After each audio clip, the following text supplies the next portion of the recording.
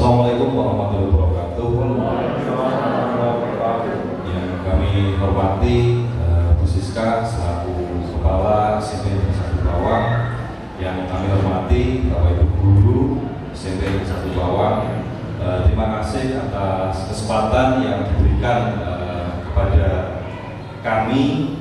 Kebetulan ini merupakan salah satu tugas dari kami selaku CGP, yaitu kita di sini nanti sharing, diskusi bersama terkait aksi nyata yang saya lakukan, yaitu dengan materi budaya positif. Pertama dan utama, marilah kita panjatkan puji syukur kehadirat Allah Subhanahu wa Ta'ala, bahwasanya alhamdulillah pada pagi hari ini kita bisa berkumpul di aula SMP Negeri 1 Bawang dalam sebuah rangkaian acara yang menjadi tugas kami, yaitu aksi nyata di modul 1.4, yaitu tentang budaya positif. Salam dan salam selalu kita curahkan kepada beliau, Baginda Nabi Agung Muhammad Sallallahu Alaihi Wasallam. Mudah-mudahan kita semua mendapatkan syafaatnya di yaumul akhir. Amin. Bapak Ibu semua yang kami hormati, izinkan pada kesempatan pada hari ini nanti kita sharing, diskusi bersama, membahas tentang apa itu yang dimaksud dengan budaya positif. Ini Bapak Ibu, sebelum kita berbicara tentang apa itu budaya positif, sebenarnya ada 6 hal yang selalu terkait, yaitu yang pertama tentang perubahan paradigma stimulus respon teori kontrol. Itu yang pertama. Yang kedua yaitu tentang disiplin positif. Yang ketiga tentang kebutuhan dasar manusia. Yang keempat tentang posisi kontrol. Yang kelima yaitu tentang keyakinan kelas. Dan yang terakhir yaitu yang keenam, segitiga restitusi. Baik, mari kita sharing, kita diskusi bersama, yaitu pada materi yang pertama, apa yang dimaksud dengan perubahan paradigma stimulus respon teori kontrol. Gini Bapak Ibu, perubahan paradigma belajar stimulus respon itu melawan teori kontrol itu dikemukakan oleh Stephen R. Covey, di mana kita ketahui bersama bahwa ada 2 hal, yaitu tadi yang pertama stimulus respon, yang kedua tentang teori kontrol. Nah, dalam hal ini kita melihat 2 hal. Menurut Stephen R. Covey itu, bagaimana kita melihat tentang dunia, pandangan tentang dunia, kita lihat dari stimulus respon dan teori kontrol.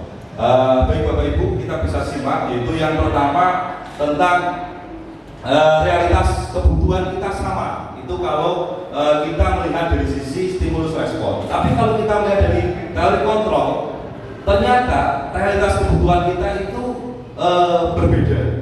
Nah, yang kedua, semua orang melihat hal yang sama. Nah, kalau menurut teori kontrol tentang kita melihat sebuah dunia, ternyata setiap orang memiliki gambaran yang berbeda.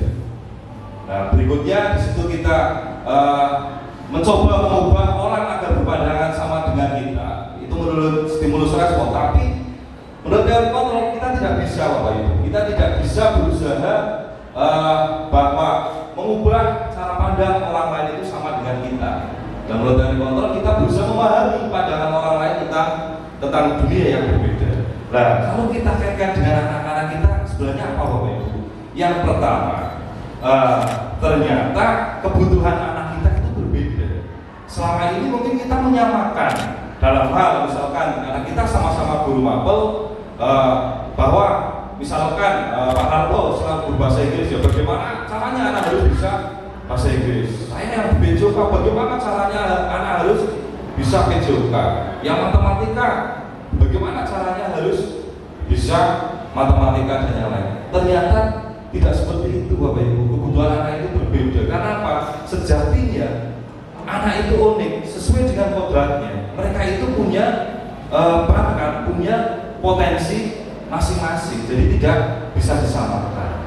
Terus semua orang melihat hal yang sama, yaitu tadi dalam artian kita harus berubah memang mindset kita, dimana kalau dulu mungkin kita hanya berfokus pada satu hal, bahwa kita sekolah belajar hanya misalkan akademik saja, kita hanya fokusnya ke situ. Sekarang tidak bisa seperti itu, kita bisa terlihat dari teori kontrol itu tadi. Dan yang ketiga Bapak Ibu, kita mencoba membuat orang lain berpandangan sama dengan kita. Ternyata menurut teori kontrol kita tidak bisa. Lah, yang seharusnya itu apa? Ya kita menghargai pandangan atau pendapat orang lain. Nah, di dalam Merdeka Belajar sekarang ini justru itu adalah saya kira yang sangat pas. Bagaimana kita melatih, bagaimana kita mendidik anak kita sesuai dengan percakapan abad 21, anak bisa berpikir kritis, kreatif, kolaboratif, dan komunikatif.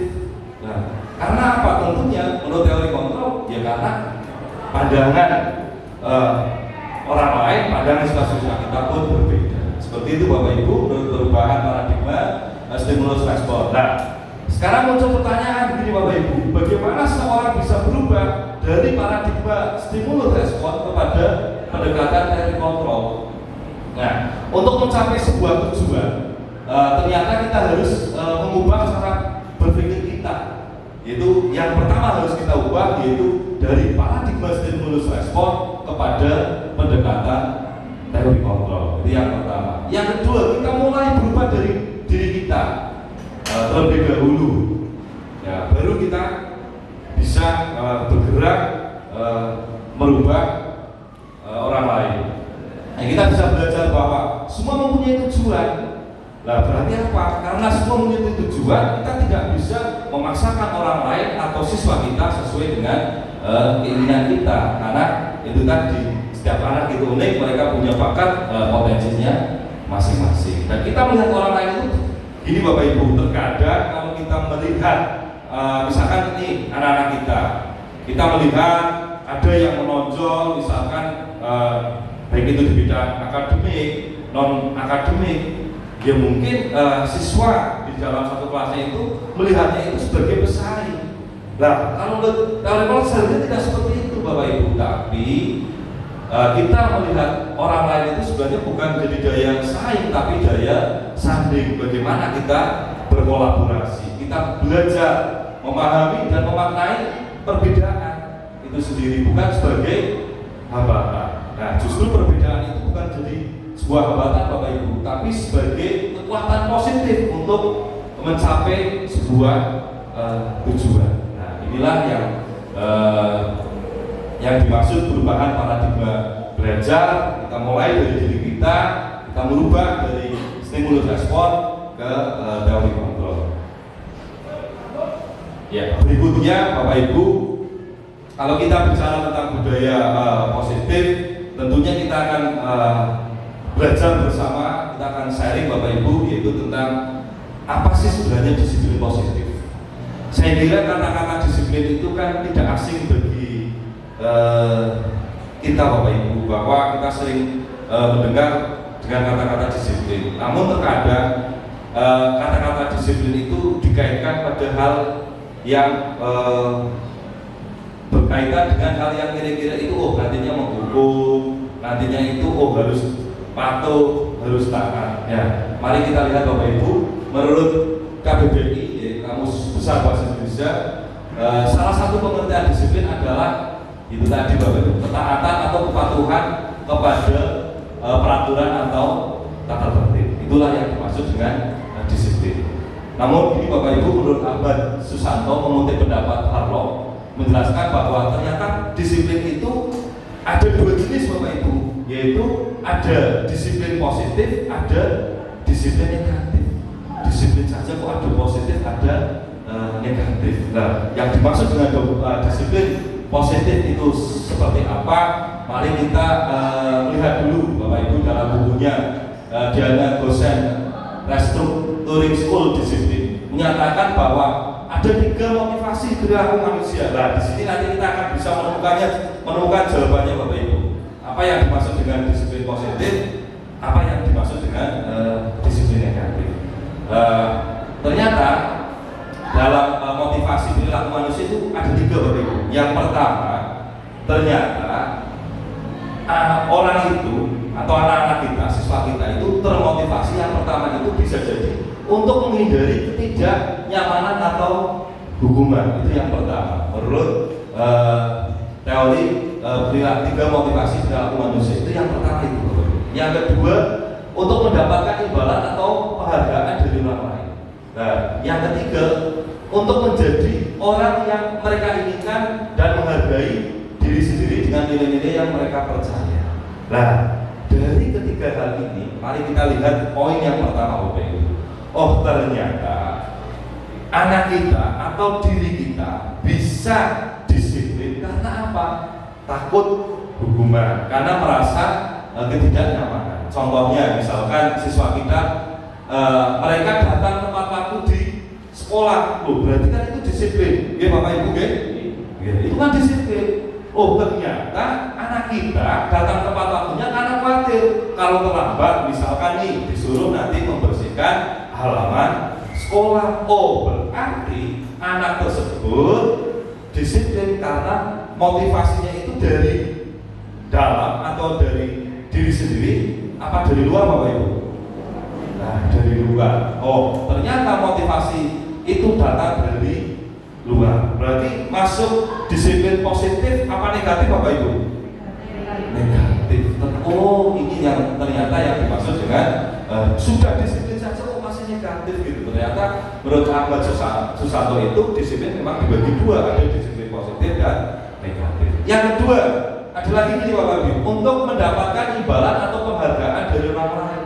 Oh, bisa jadi anak-anak kita datang ke sekolah itu tepat waktu, Bapak Ibu, karena berharap misalkan wali kelasnya Bu Desi, karena Bu Desi orangnya berikan misalkan ya dekat dengan siswanya, anak-anak sering dikasih ujian dan hadiah. Nah, jadi misalkan sebut saja siswanya misalkan namanya Ari, akhirnya Ari berangkat tepat waktu datang ke sekolah karena apa? Ingin mendapatkan hadiah dari Bu Desi. Disiplin apa tidak, Bapak Ibu? Disiplin karena datang tepat waktu. Motivasinya itu internal atau eksternal, Bapak Ibu? Eksternal. Berarti masuk lagi dalam disiplin negatif karena berharap ujian atau imbalan dari orang. Nah, ini yang ketiga, yaitu motivasinya untuk menjadi orang yang mereka inginkan dan menghargai diri sendiri dengan nilai-nilai yang mereka percaya. Nah, dari pernyataan ini kira-kira itu motivasinya internal apa eksternal, Bapak Ibu? Internal ya, karena dari diri sendiri. Nah, contohnya lagi, anak kita hadir tepat waktu karena memang apa? Anak tersebut merasa itu memang sudah tanggung jawab saya, sudah seharusnya saya hadir tepat waktu, bukan karena takut hukuman, bukan karena ingin dipuji, bukan karena apapun itu, tapi memang motivasi itu motivasi intrinsik yang timbul dari dalam diri anak tersebut. Nah, inilah yang dimaksud dengan disiplin karena motivasi internal. Jadi saya kira itu cukup jelas Bapak Ibu yang menjadi pembedanya. Berarti apa yang dimaksud dengan disiplin positif adalah disiplin yang terwujud akibat motivasi perilaku untuk menghargai diri sendiri dengan nilai-nilai yang mereka percaya. Contohnya itu tadi, tanggung jawab. Nah, itulah Bapak Ibu yang dimaksud dengan disiplin positif. Nah, berarti timbul kesadaran. Mudah-mudahan pertama dari diri kita dulu Bapak Ibu, yang kedua nanti mudah-mudahan kita mulai dari diri kita akan berdampak pada anak-anak kita, akhirnya mereka datang ke sekolah hadir tepat waktu, bukan lagi karena faktor eksternal. Paling tidak kita meminimalkan faktor eksternal, lebih menggunakan pada faktor internalnya. Itulah yang dimaksud disiplin positif Bapak Ibu. Nah, ini yang ketiga Bapak Ibu. Kalau kita berbicara tentang budaya positif, kita juga harus tahu, kita harus paham Bapak Ibu, kita sharing belajar bersama tentang sebenarnya apa sih kebutuhan dasar manusia. Ternyata kebutuhan dasar manusia itu ada tempat tinggal, kebutuhan akan makanan. Itu yang menjadi kebutuhan dasar kita yang pertama, Bapak Ibu. Yang kedua yaitu kebutuhan akan kasih sayang dan rasa diterima. Yaitu misalkan anak-anak kita biasanya Bapak Ibu yang memiliki kebutuhan dasar kasih sayang dan rasa diterima yang tinggi, biasanya mereka itu ingin disukai dan diterima oleh lingkungannya. Ya, kita bisa lihat Bapak Ibu, mungkin ada juga siswa-siswa kita, mereka kenapa terkadang di sekolah mereka dalam tanda kutip tidak semua atau hanya sebagian kecil teman-temannya yang mau peduli, mau berteman dengan dia. Karena apa? Sebenarnya mungkin anak-anak tersebut mereka kurang kasih sayang Bapak Ibu. Di rumah mereka kurang kasih sayang, kurang perhatian dari orang tuanya. Sebenarnya di sekolah mereka itu sedang mencari perhatian, mencari kasih sayang dari kita. Makanya terkadang ada anak-anak yang usil, yang iseng. Karena apa? Mereka itu sebenarnya butuh perhatian, butuh kasih sayang dan berharap apa? Oh, nanti kalau saya dilaporkan kepada gurunya, nanti berharapnya lagi mungkin anak-anak kita yang unik tersebut berharapnya orang tuanya juga dipanggil. Bisa jadi seperti itu. Biar apa? Orang tuanya memberikan perhatian, kasih sayang pada dirinya. Karena memang itu menjadi kebutuhan dasar kita sebagai manusia. Yang ketiga, penguasaan atau kebutuhan pengakuan atas kemampuan. Nah, kebutuhan ini berhubungan dengan kekuatan untuk mencapai sesuatu. Misalkan dianggap kompeten, terampil, diakui atas prestasi. Nah, gini Bapak Ibu, terkadang anak-anak kita misalkan contoh saja nih, anak-anak yang misalkan dia memang bakatnya potensinya di olahraga. Ya, mereka kadang ya misalkan istirahat, mereka iseng mengambil bola meskipun sudah dikunci, ternyata anak membawa bola sendiri. Karena apa? Sebenarnya mereka pengen menunjukkan skill nih. Harapannya biar apa? Oh, Bapak Ibu guru melihat bisa mengapresiasi. Mereka bisa diakui bahwa oh ternyata saya terampil, ternyata saya bisa. Nah, bagaimana caranya ya kita memberikan wadah, misalkan kita sambutkan dalam kegiatan ekstra kurikuler. Karena ya ternyata itu merupakan satu kebutuhan dasar sebagai manusia, yaitu untuk diakui, untuk dihargai. Terus lagi misalnya anak-anak kita yang di kelas mungkin kadang jahil dengan temannya, mungkin ada yang ditakuti dalam tanda kutip karena ya itu tadi mereka butuh sebuah pengakuan, misalkan badannya besar, dia harapannya teman-temannya itu segan ya mau menghargai dirinya. Tapi hal tersebut adalah salah satu perilaku yang kurang baik, dan tentunya kita sebagai guru ya kita harus mengarahkan agar mereka tahu tentang kesalahannya, bisa memperbaiki dan akan muncul sebuah karakter yang positif. Yang keempat, kebebasan. Nah, ternyata misalkan nih anak-anak kita juga butuh kebebasan, apalagi anak-anak gunanya adalah bermain. Ya, bebas anak-anak yang suka dengan kebebasan, mereka banyak bergerak, sering mencoba, yang suka mencoba, tidak terlalu berpengaruh dengan orang lain. Nah, sebenarnya mereka itu punya jati diri, tinggal kita sebagai guru bagaimana kita mengarahkannya. Yang kelima yaitu tentang kesenangan Bapak Ibu, yaitu kebutuhan akan kesenangan adalah kebutuhan untuk mencari kesenangan. Ya, apalagi anak-anak kita ya suka bermain, tertawa dan sebagainya. Makanya harapannya kita di sekolah ini seperti yang disampaikan dalam pemikiran Ki Hajar Dewantara bahwa sekolah itu adalah tempat bermain. Jadi taman bermain yang indah, dalam artian ya mereka sekolah dengan rasa senang, gembira, suasananya egaliter, tidak tertekan, dan tujuan pembelajaran juga bisa tercapai. Nah, selanjutnya yaitu kita bicara tentang posisi kontrol Bapak Ibu.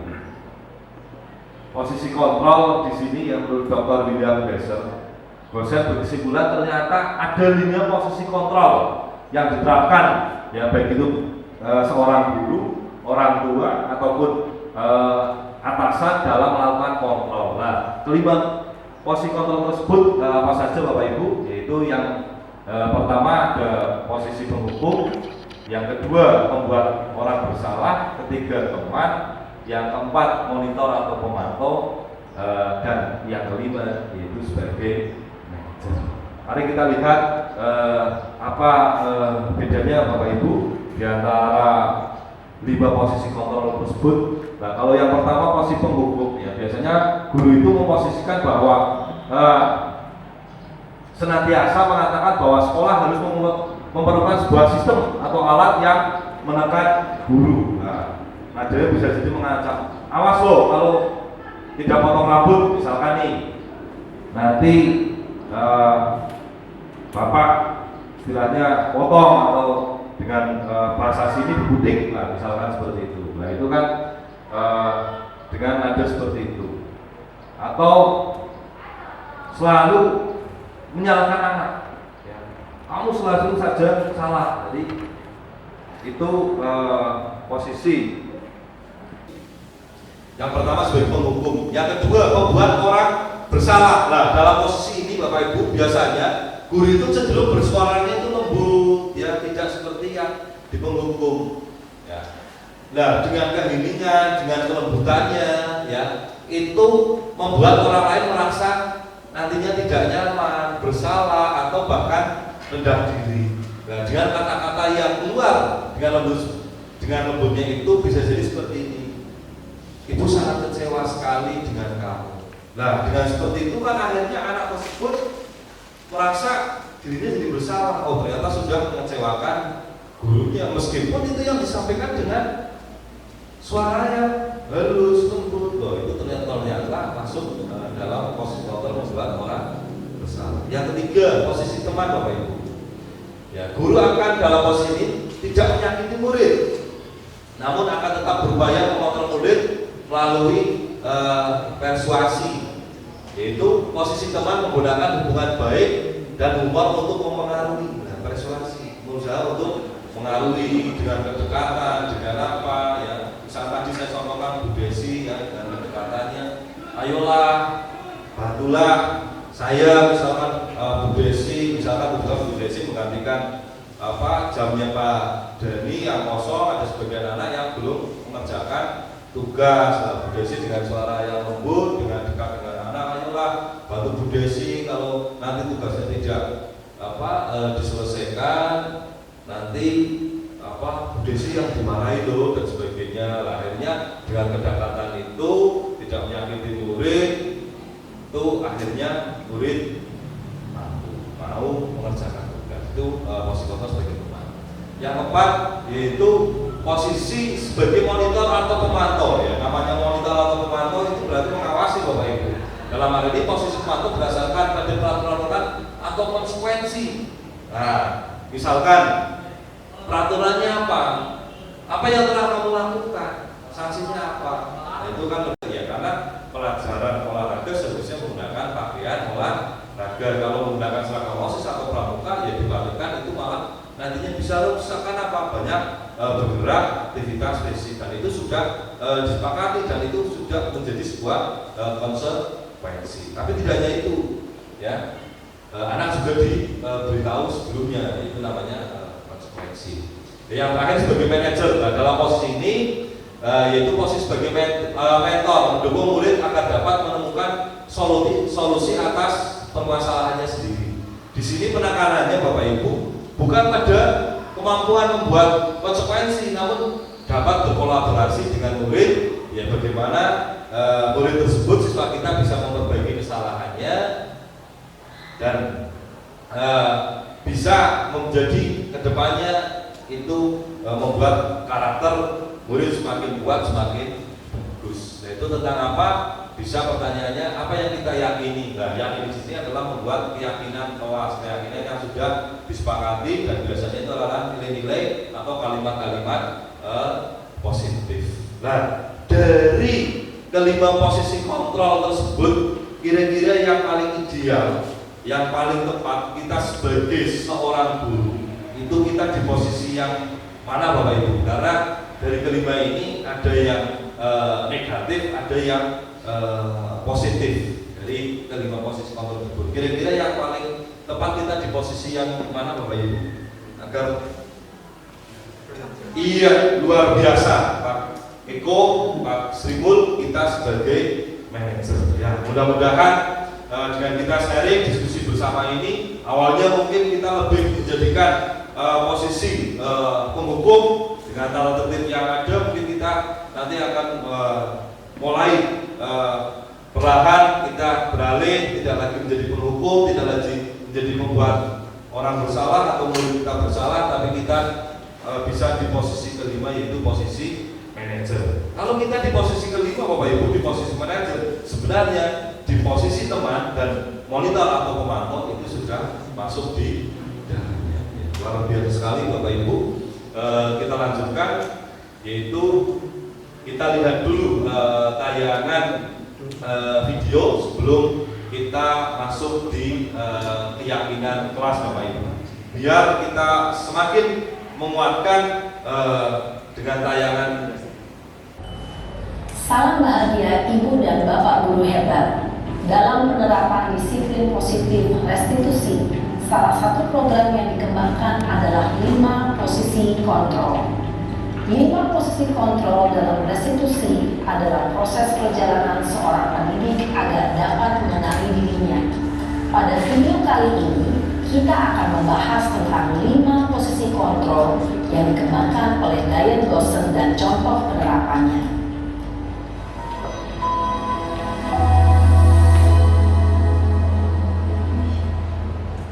5 posisi kontrol itu adalah: 1. Posisi penghukum. 2. Posisi pembuat merasa bersalah. 3. Posisi teman. 4. Posisi pemantau atau monitor. Dan 5. Posisi manajer.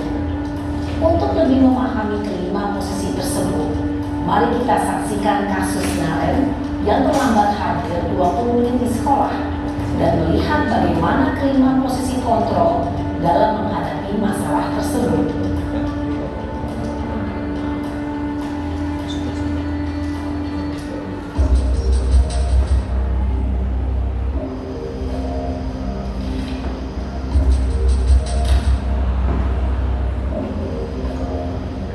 Naren!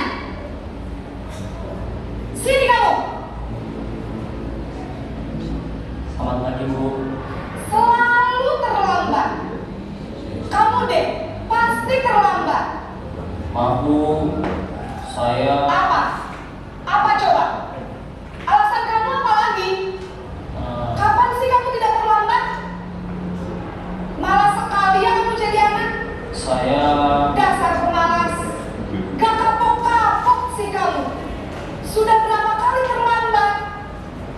Sana, kamu keliling lapangan basket 2 kali. kenapa saya harus keliling lapangan basket Bu? Kenapa? Kamu melawan ibu. Berani-beraninya jawab. Sudah terlambat, masih berani jawab pula. Sekarang, keliling lapangan basket 5 kali sekalian. Biar kapok. Cepat. Pergi sana ke lapangan basket. Posisi penghukum biasanya berbicara dengan nada tinggi, menghardik, menunjuk-nunjuk, menyakiti, dan menyindir. Hukuman bisa berupa fisik maupun psikis. Ibu dan Bapak Guru hebat, dampak yang terjadi pada murid ketika guru berada pada posisi penghukum adalah murid cenderung akan memberontak, bahkan menyimpan dendam.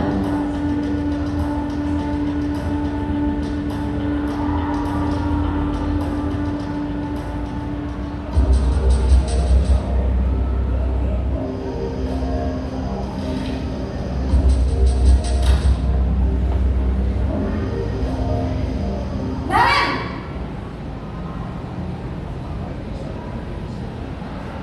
Selamat pagi Bu. Naren! Kamu kenapa terlambat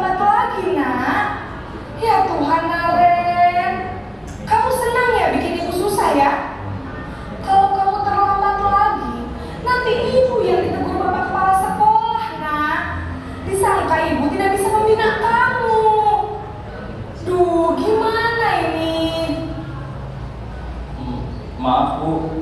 Duh Gusti Naren.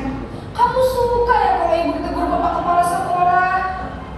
Terus, sekarang ibu harus tulis apa yang di buku absen? Ini kamu sudah sering terlambat loh. Ibu harus apa coba? Maaf Bu. Maaf sekali. Ya sudah, lain kali jangan bikin ibu susah lagi ya nak ya. Ibu tidak akan kuat lagi kalau kamu begini terus. Bisa jantungan kalau ibu tegur bapak kepala sekolah. Sana cepat ke kelas. Maaf ya Bu. Maaf sekali. Posesi membuat rasa bersalah, berbicara dengan nada tenang, cenderung lembut. Namun kata-kata yang diutarakan membuat murid merasa menjadi orang yang gagal, memandang buruk dirinya sendiri, merasa tidak berharga, dan tidak sanggup membahagiakan orang lain. Ketika guru mengambil posisi pembuat rasa bersalah, murid akan menganggap dirinya yang bersalah dan ia akan menyimpan emosi negatif tersebut di dalam dirinya.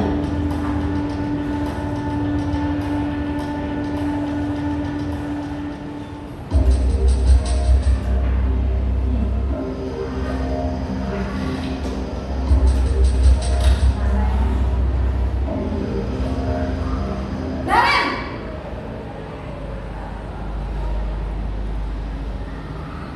Selamat pagi Bu. Wah, sudah jam berapa ini nak? Terlambat lagi ya sayang. Iya Bu. Habis ibu saya lupa bangunkan saya Bu. Kamu malah menyalahkan ibu kamu. Kamu bukannya anak yang larinya paling kencang. Kok terlambat sih? Iya Bu. Saya memang terlambat bangun tadi. Jadi biarpun saya lari kencang, tetap gak kekejar Bu. Ya sudah sana, nanti lain kali larinya lebih kencang lagi ya. Biar gak terlambat lagi. Bikin seneng ibu, demi ibu. Bisa kan? Bisa lah Bu. Ya sudah sana masuk kelas. Ibu beresin urusan absen kamu. Kamu ini ada-ada saja.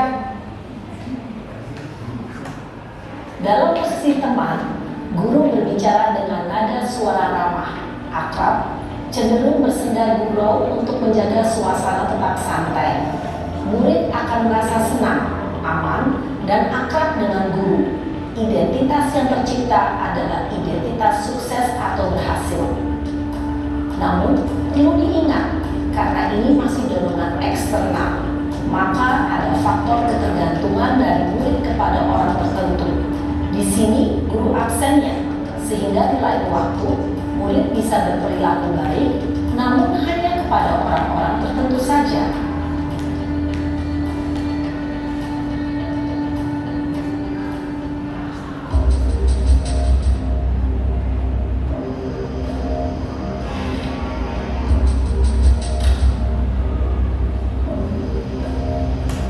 Naren!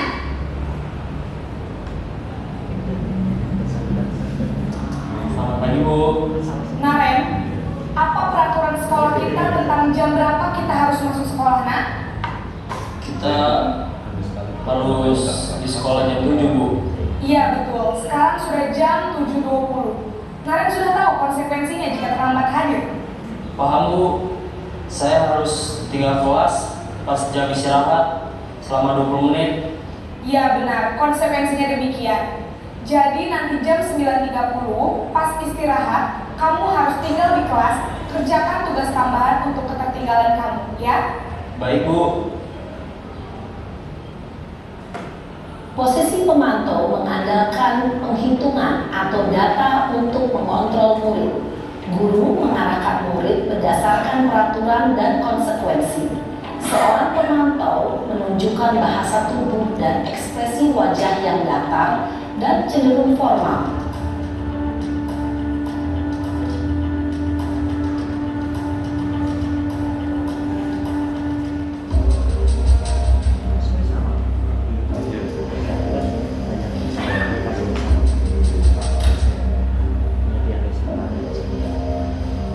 Naren!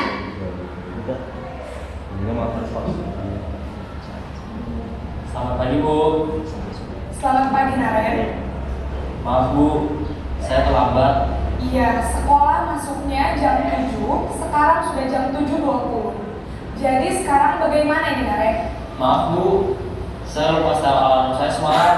Baiklah, menurut kamu, keyakinan sekolah yang mana yang perlu kamu tingkatkan? Menghargai diri sendiri dan orang lain mungkin ya Bu. Setuju. Jadi, apakah Naren meyakini prinsip saling menghormati tersebut? Iya Bu, saya meyakininya. Apakah Naren bersedia memperbaiki masalah keterlambatan ini? Bersedia Bu. Bagaimana kamu akan memperbaiki masalah keterlambatan ini? Saya akan coba untuk tidak lupa menyetel alarm saya Bu. Baik, kalau Naren lupa menyetel alarm di rumah, ada orang yang kira-kira bisa bantu mengingatkan tidak? Ada Bu, kakak saya, Kak Emma. Ada lagi selain Kak Emma? Selain Kak Emma, ada ibu saya. Baik, jadi yang mengingatkan Naren adalah Kak Emma dan ibu kamu ya? Kira-kira akan mulai setel alarm kapan nih Naren? Setelah pulang sekolah, akan segera saya lakukan. Baik, jadi Naren akan setel alarm untuk bangun besok pagi dan akan diingatkan oleh kakak dan ibu dan Naren ya.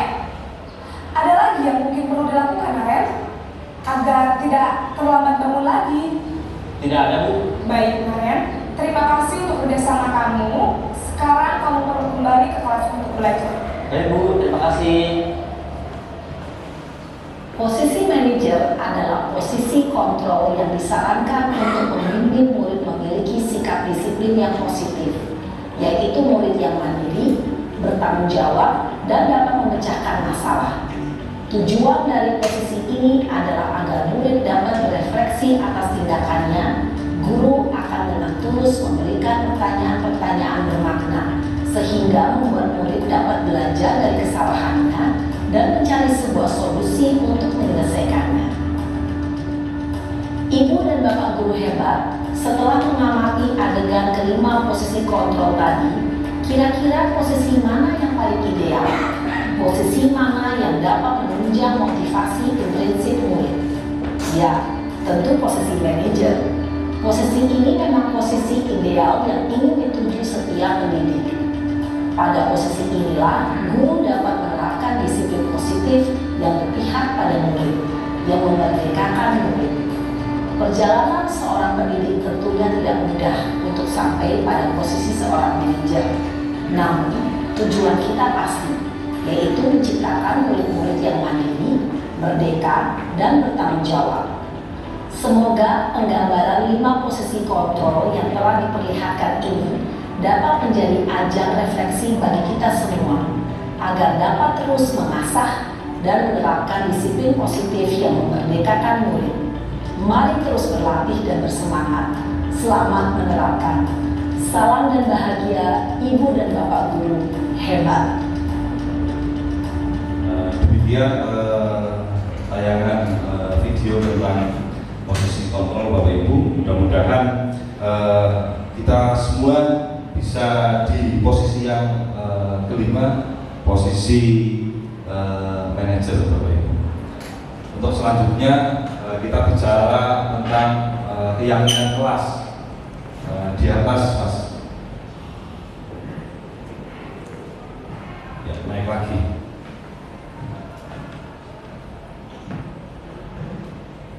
Naik lagi. Ya, setelah kita tadi diskusi bersama sharing tentang posisi kontrol, sekarang kita berbicara tentang keyakinan kelas. Sebenarnya apa sih keyakinan kelas tersebut Bapak Ibu?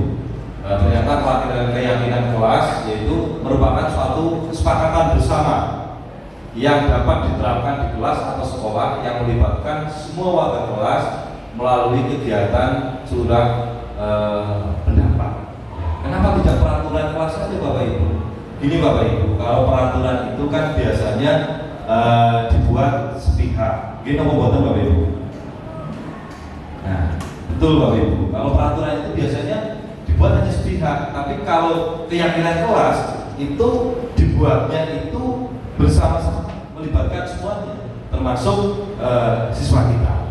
Nah, prosedurnya seperti apa Bapak Ibu untuk pembentukan keyakinan kelas atau sekolah? Yaitu yang pertama, kita mempersilahkan pada sekolah atau murid-murid di sekolah atau di kelas untuk bersurat pendapat tentang peraturan yang perlu disepakati di kelas kita seperti apa.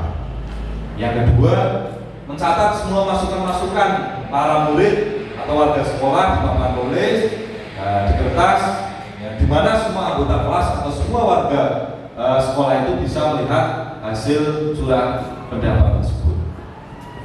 Yang ketiga, susunlah keyakinan kelas sesuai dengan prosedur pembentukan keyakinan sekolah atau kelas dengan kalimat negatif itu diganti kalimat positif Bapak Ibu. Ya, contohnya kalimat negatif jangan berlari di kelas atau koridor. Kalimat positifnya menjadi berjalanlah di kelas atau koridor. Jadi intinya keyakinan kelas itu disepakati bersama dan dibuat dengan kalimat positif. Nah, contohnya seperti apa Bapak Ibu? Contohnya seperti ini. Ya, ini sebuah contoh keyakinan kelas itu bersama menjaga kebersihan kelas. Oh, berarti kelas kita sudah bersepakat nih, kita akan bekerja sama untuk menjaga kebersihan kelas. Yang kedua, menjaga dan meletakkan barang sesuai dengan tempatnya. Ya, biasanya di kelas kita ada rak, buku, ya berarti ada di sana ya kita, karena itu sudah menjadi kesepakatan ya kita meletakkannya sesuai dengan tempatnya. Terus kita buat lagi contohnya ini, mengerjakan tugas tepat waktu. Nah, berarti di saat kita kembali di awal tadi, di saat anak itu mengerjakan tugas tepat waktu, disiplinnya harapannya sudah menjadi disiplin positif, karena keyakinan kesepakatan kelas itu dibuat bersama dan itu muncul dari dalam diri anak tersebut. Berikutnya yaitu contohnya saling peduli, menghargai dan membantu yang lain. Terus yang terakhir, tepat waktu dan aktif di kelas. Nah, keyakinan kesepakatan kelas ini bisa dibuat bersama dan diterapkan. Apakah akan tetap seperti ini? Enggak, kesepakatan keyakinan itu bisa jadi nanti berubah Bapak Ibu ya, nanti dipilih kira-kira yang masih relevan yang mana, yang tidak yang mana ya. Kenapa tidak sesuai ya, itu didiskusikan lagi. Kita buat sebuah keyakinan kelas seperti itu yang dimaksud dengan keyakinan kelas. Selanjutnya setelah keyakinan kelas, nah ini Bapak Ibu, tadi kalau kita melihat tayangan video ada 5 posisi kontrol. Harapannya kita sudah berada di posisi kelima ya, sebagai seorang memposisikan sebagai seorang manajer. Nanti ada kaitannya tentang tahapan tindakan guru pada siswa, yaitu yang dimaksud dengan segitiga restitusi. Apa sih segitiga restitusi? Segitiga restitusi itu merupakan tindakan yang dilakukan guru kepada siswa untuk memperbaiki kesalahannya dan menemukan solusi atas permasalahannya, sehingga mereka bisa kembali pada kelompok mereka dengan karakter yang lebih kuat. Nah, ini kan nyambung sesuai dengan posisi kita, posisi kontrol yang kelima, yaitu sebagai seorang manajer. Bagaimana kita bisa mencari sebuah solusi, anak bisa memperbaiki dan akan kembali kepada kelompoknya dengan karakter yang lebih kuat. Nah, tahapannya seperti apa dalam kita mempraktikkan segitiga restitusi Bapak Ibu? Yang pertama, menstabilkan identitas. Nah, kita sampaikan ke anak kita dalam tahapan menstabilkan identitas itu bahwa sebenarnya setiap orang pasti pernah melakukan kesalahan. Loh, kenapa kok malah didukung Bapak Ibu? Sebenarnya bukan didukungnya atas kesalahannya, tapi apa? biasanya anak berbuat tersebut itu bisa jadi mereka akhirnya down, minder. Nah, inilah pentingnya anak untuk distabilkan dulu identitasnya, dirinya dengan apa. Oh ya, ternyata tidak hanya dia, setiap orang mungkin pernah melakukan itu. Nah, setelah itu kita masuk ke validasi tindakan yang salah, Bapak Ibu. Nah, validasi tindakan yang salah itu apa, Bapak Ibu? Oh, ternyata anak kita melakukan sesuatu itu tentu ada alasannya. Ya. Kamu tentu punya alasan mengapa melakukan itu. Terus, adakah cara yang lebih efektif untuk mendapatkan apa yang kamu butuhkan? Inilah yang dimaksud dengan validasi tindakan yang salah. Kita melihat, kita bertanya, kita mendengarkan dari kenapa anak bisa melakukan itu, alasannya kenapa melakukan sebuah kesalahan tersebut. Nah, berikutnya yaitu tentang keyakinan kelas atau seperti tadi yang sudah disepakati. Kita kembalikan pada kesepakatan atau keyakinan kelas kita. Misalkan tadi, ya, keyakinan kelas kita seperti apa? Oh, misalkan di keyakinan kelasnya menghargai dan menghormati. Nah, berarti yang belum dimunculkan anak tersebut itu apa? Nah, tadi seperti dalam tayangan video kan ditanyakan.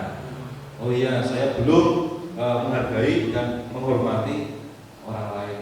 Nah, dengan seperti itu harapannya anak itu bisa mencari solusi atas permasalahannya sendiri, dibantu oleh gurunya, ya.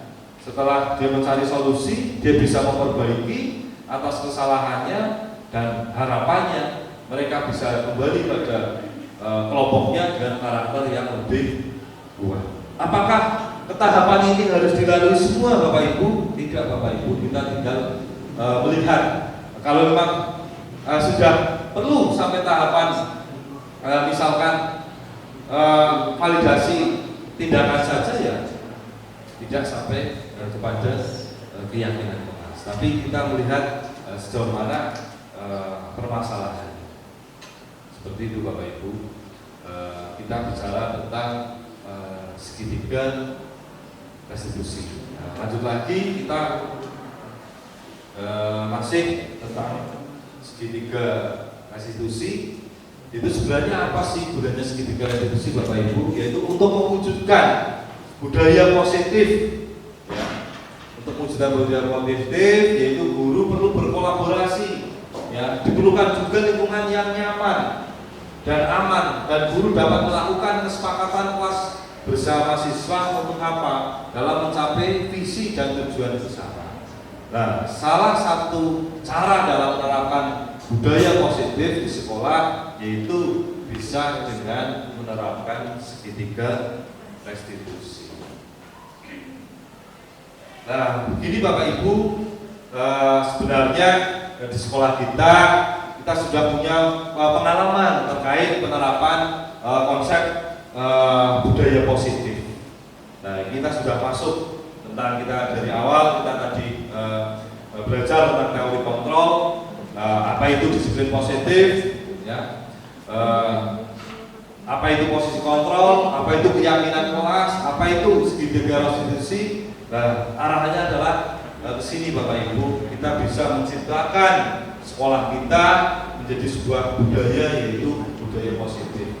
Nah, sekolah kita sebenarnya sudah melaksanakan konsep budaya positif Bapak Ibu dengan apa? Menerapkan praktek disiplin positif di sekolah untuk menanamkan karakter positif pada siswa. Nah, disiplin positif di sekolah kita menggunakan aplikasi yang kita namai Cipta Bapak Ibu, yaitu catatan indah tentang aku. Berarti di sekolah kita sudah merubah dari tata tertib yang ada menjadi kalimat yang positif. Ini penerapannya aplikasi kita di sekolah kita Bapak Ibu, yaitu catatan indah tentang aku. Yang pertama, tata tertib yang diubah menjadi kalimat pernyataan positif yang memiliki bobot nilai berbeda di tiap poinnya, ditambah keaktifan siswa dalam kegiatan yang ada di sekolah. Nah, kalau dulu biasanya anak-anak yang mendapatkan poin itu justru yang melakukan tindakan yang negatif. Ini kebalikannya Bapak Ibu. Anak-anak yang melakukan kegiatan yang positif, misalkan tadi hadir tepat waktu, ya, mengumpulkan tugas, terus aktif dalam kegiatan di sekolah, misalkan ekstra, mereka akan mendapatkan poin-poin positif. Berikutnya, siswa melakukan checklist terhadap kalimat yang sesuai dengan dirinya setiap hari selama 1 semester. Nah, kalimat-kalimat yang sesuai itu tadi sesuai dengan keyakinan kelas atau kesepakatan kelas atau kesepakatan sekolah. Jadi di sini anak mencari sendiri, ya, menggunakan aplikasi apa yang sudah mereka lakukan setiap harinya. Itu nanti selama 1 semester nanti direkam. Hasil checklist di-approve oleh wali kelas setiap bulan atau pembimbing kegiatan sekolah. Nah, nanti setelah hasil checklist itu di-approve, berarti bisa masuk. Nah, guru BK, guru PKN, dan guru pendidikan agama dan budi pekerti melakukan proses perilaku siswa seperti apa. Nah, pada akhir semester terekam total nilai yang dijadikan dasar nilai sikap siswa. Nah, saya kira dengan seperti ini penilaiannya itu lebih relevan, anak juga nyaman, nilainya otentik, dan kita bisa menguatkan nilai-nilai positif, dan harapannya itu menjadi budaya positif yang ada di sekolah kita, Bapak Ibu.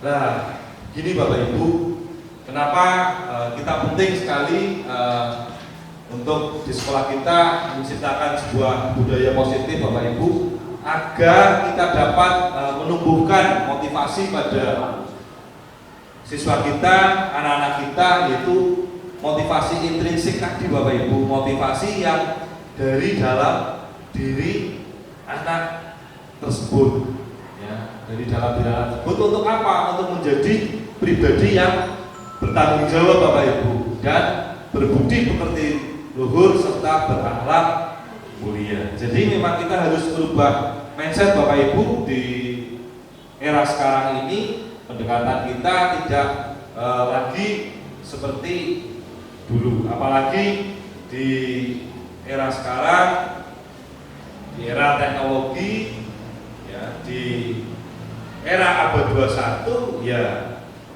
kita harus berpikir ke depan. Visi sekolah kita juga harus berpikir ke depan, yaitu harus bisa sesuai dengan tuntutan kecakapan abad 21, yaitu bagaimana anak bisa berpikir kritis, kreatif, kolaboratif, dan inovatif.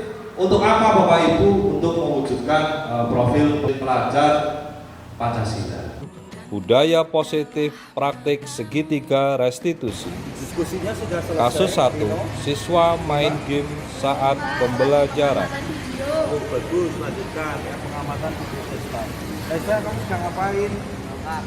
Bapak lihat kamu sedang main game. Nanti setelah selesai pelajaran, temui Bapak di ruang guru ya. Skenario segitiga restitusi. Ketika saya mengajar PJOK kelas 7C, saya menjumpai salah satu siswa laki-laki sedang bermain game. Sebut saja namanya Raisa, padahal dalam kesepakatan keyakinan kelas saat pembelajaran berlangsung, siswa menghormati dan menghargai teman yang lain, sehingga bermain game saat pembelajaran dianggap mengganggu siswa lain yang sedang belajar. Oleh karena itu, perlu dilakukan tindakan penyelesaian masalah menggunakan segitiga restitusi. Tadi saat pelajaran BJOK, Bapak lihat kamu sedang bermain game. Kenapa itu bisa terjadi, Reza? Ya Pak, maaf, tadi ada mau karena kelas kosong. Oh, begitu. Reza, apakah kamu tahu sebenarnya apa yang kamu lakukan? Justru itu nantinya akan menjadi masalah Ini Reza, di sini Bapak memanggil kamu bukan akan mencari siapa yang salah, tapi Bapak akan berdiskusi dengan kamu yang mencari solusi jalan keluar tentang permasalahan ini. Karena apa? Bapak tahu sebenarnya kamu melakukan itu tentunya ada alasannya kan? Kenapa kamu melakukan itu? Pak, yang akhir asik lah. Oh iya, Reza. Iya Reza, Bapak tahu tadi terlihat sekali di saat kamu main game, kamu senang sekali, kamu asik sekali. Tapi tanpa kamu sadari, apa yang kamu lakukan itu merugikan orang lain, teman kamu sendiri, apalagi kelompoknya tadi Vino itu kan mereka sangat merasa terganggu. Karena apa? Jadinya mereka tidak fokus. Iya Pak, benar. Iya Reza. Reza, Bapak sudah tahu permasalahannya. Sekarang kita kembalikan di keyakinan kelas kita, kesepakatan yang sudah kita buat. Ya, kira-kira dari keyakinan kelas kita, apa yang belum kamu tunjukkan, Reza? Iya Pak, rasa menghormati dan menghargai, dan hal itu juga merugikan diri saya sendiri. Betul sekali Reza. Apa yang kamu lakukan itu merugikan diri kamu dan juga kamu belum bisa menghormati dan menghargai teman kamu sendiri. Nah, untuk itu mari kita selalu mengindahkan tentang apa keyakinan kelas kita agar apa hal tersebut tidak terulang kembali. Nah, kira-kira apa yang akan kamu lakukan Reza untuk memperbaikinya? Ya Pak, saya meminta maaf kepada Pak Fai dan teman sekelas untuk tidak melakukan perbuatan ini lagi. Sekali lagi saya minta maaf Pak. Ya, sama-sama. Luar biasa Reza. Kamu langsung bisa memahami, mengerti dan sadar. Bapak yakin kamu ke depan akan menjadi anak yang lebih hebat dari hari ini. Terima kasih Reza. Kasus 2, siswa memakai gelang di sekolah. Ketika saya mengajar PJOK di kelas 7C, saya menjumpai salah satu siswa laki-laki memakai gelang, sebut saja namanya Vino. Padahal dalam kesepakatan keyakinan kelas saat pembelajaran berlangsung, siswa patuh terhadap kesepakatan atau keyakinan kelas. Sehingga saat Vino memakai gelang itu merupakan indisipliner karena bisa memicu teman yang lain melakukan hal yang sama. Oleh karena itu perlu dilakukan tindakan penyelesaian masalah menggunakan segitiga restitusi.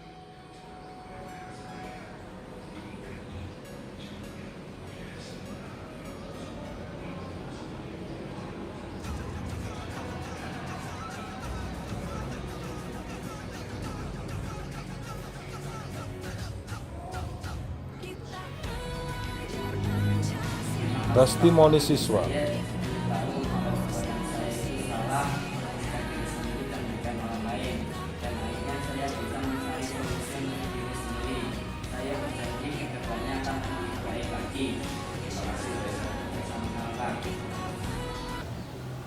Dan